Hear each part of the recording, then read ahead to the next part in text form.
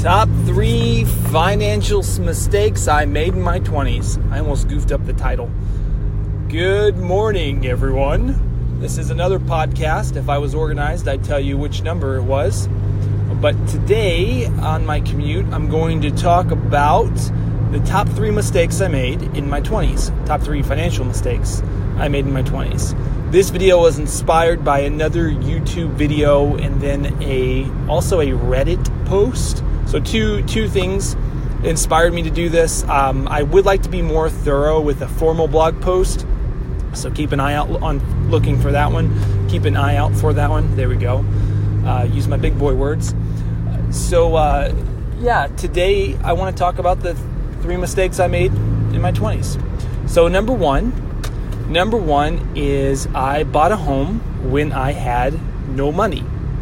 Not just going into debt to buy a home. As you know, my personal philosophy is living a debt-free life. Home, everything. But when I think it was actually the same year I turned 20, a few days after I turned 20, I bought a home with zero down, and I had no money in the bank, maybe $600. I had a little crappy job, living paycheck to paycheck. I had great dreams, but no good career. So then I decided I'd get 2 roommates, and I would have them pay the mortgage, and I'd live for free. And on paper, it's not a bad idea. So what happened the first month was bought the home. It was a repossessed home, and the hot water heater stopped working. The plumbing underneath the tub burst, and what else happened? Oh gosh, just all kinds of things. Garbage disposal broke and started leaking, so water was going everywhere. Of course, it was wintertime in the Midwest, so I had to go like weeks without hot water, and also because the shower pipe that burst was in my bathroom, the master bathroom, so I had to share a shower with my 2 messy roommates in their early 20s, and then one of the roommates couldn't pay rent on time. He kept cash in his pants, and his pants were always sagging, and he lost some of his money. He's just real unorganized. We were all stupid in our early 20s. So that was the first mistake that I made. And the second mistake is I bought a car. Not only did I buy a car, I bought an impractical car. So I went in debt to buy a car. There we go. I got a loan. And that was a dumb thing because obviously the car, you pay the fees and the interest, and the car is a depreciating asset. What that means is you're never going to get the money back. Essentially, if you want financial independence, you want to have the bulk of your portfolio in things that grow, that pay you money back, or at least items that you break even, like something that keeps up with inflation. But a car, with absolute certainty, that thing is going to be a depreciating asset. We need a car, so that's okay. I'm not being anti-car here, but just recognize that the car is not going to be worth what you paid for it, majority percentage of the time. There are some people who have 1965 Mustangs out there that may argue otherwise, but that's another story. So one other thing that a lot of people don't realize, when you drive a relatively new car, and the type of car you drive can have a compound effect, for negative or for positive, for better or worse. And in my situation, I drove a Mustang because I was an idiot. I didn't even think about what I do in the snow when I had to go to work, besides slide all over the road.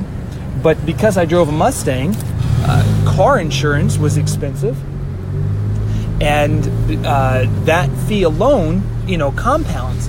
But also the type of insurance I had to keep, because I had an expensive car, I wanted to keep full coverage, so if I got into a wreck, the car could be repaired, because I couldn't afford a new car.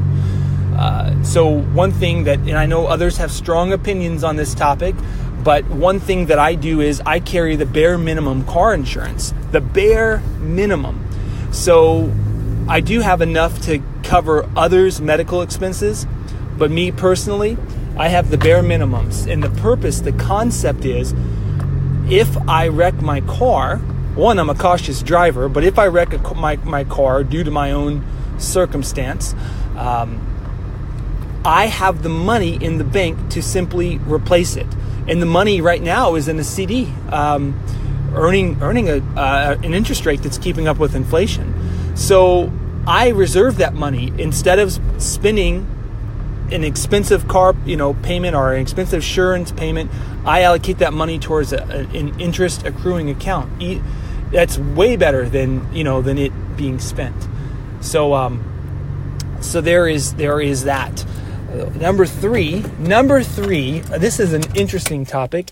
Number 3, the worst financial mistake I made was I chased comfort.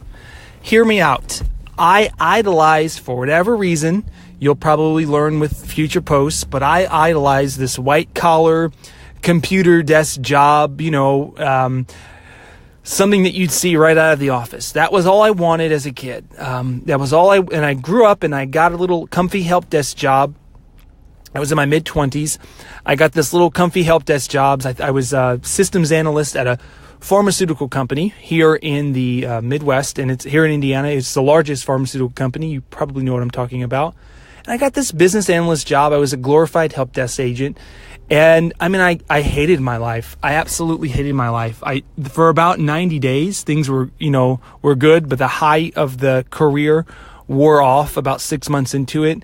And I just felt like a gerbil, like a rat in a wheel, sitting down, not being in control of my destiny and wanting to do impactful things, productive, impactful things. And there was bureaucracy always in my way and corporate policy, and I'd get lumped into this category of people, and it was just miserable, man. I had no freedom. So I had health benefits. I had health insurance. These are things that didn't exist, in my vocabulary, growing up in eastern North Carolina in the farms. But I was miserable, and I kept that job, and then another job. I quit and found another job because I thought it was the company, but it was what I was chasing. I was chasing something that was secure, stability. I had stability, and I just didn't like it. And I'm just putting my opinion here. I'm not giving people guidance and saying quit your stable job and abandon your obligations. But at the time, I was just a single guy with a good chunk of change in the bank. So I took some riskier jobs, and they paid off big time. My growth, financially speaking, and even from an educational perspective, grew because I took hard jobs. I had some opportunities that were scary, and with things I've never done before in the corporate world, and it totally paid off. It absolutely paid off. And now looking back, I know people who still, coworkers of mine are still at that same pharmaceutical company, and I'm not saying they're miserable. That job fits with what they desire, but they are not where I would have wanted to be. So I'm ecstatic, and I'm not saying that life was perfect from there, but chasing comfort is regressive. Chase what makes you stronger, and that's oftentimes what you're afraid of. Accepting that in my 30s that's been one of the biggest things I could tell anyone. Chase what scares you. Chase what's tough.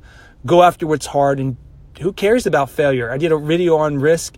Go after it. Get it done. So, anywho, that is the top 3 that I have. I probably could go on and on and on. Those are the 3 that stuck, in my head. If you have any additional information or want to comment on this, please let me know. I'm going to do a few more of these podcasts. I might just keep posting what's on my mind. Hope you all have a good weekend, and I will talk to you later.